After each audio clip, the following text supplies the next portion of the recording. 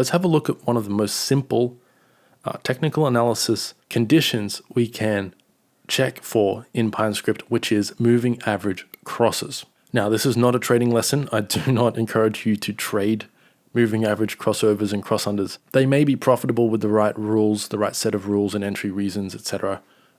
I personally don't trade them, but for the purposes of this lesson, they are a great example of how easy it is to detect certain market conditions in PineScript. So to get started, we of course need two moving averages in order to detect a cross. So let's get some MAs.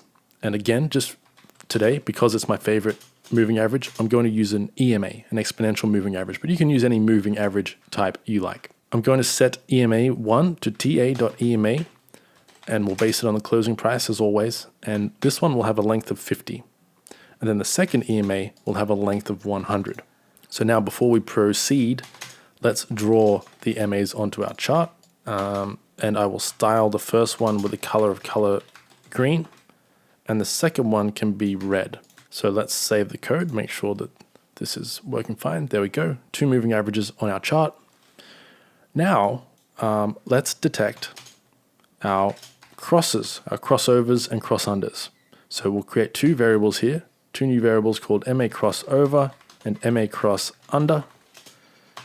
Now for our crossover and cross under, we're going to use the inbuilt function ta dot, and then if I start writing cross, here we have our various options. Now cross will detect either a crossover or a cross under.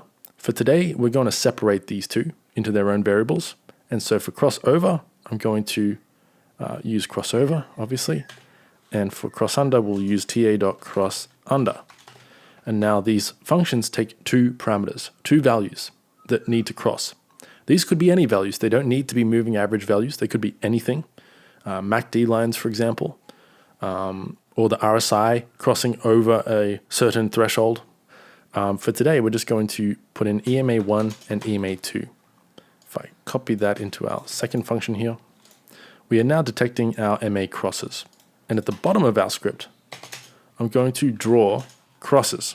And here I'm going to set BG color to MA crossover question mark. If the moving average has crossed over the other moving average, if EMA1 has crossed over EMA2, I'll set the background color to color.green. Otherwise, I'll do nothing with the background color. Set it to NA. I can copy this line of code, paste it underneath, change this to cross under, and we'll change the color to red. And now, if I save my script, we'll be getting the background color of our chart changing based on which cross happened. So click save. And that will do it for this lesson. Very simple one here. Just again, introducing you to the TA namespace and combining some of the things we've learned so far to create practical indicators that can be actually useful in our trading. Anyway, I'll leave this one here and I'll speak with you in the next lesson. The source code will be below if you want to play around with this.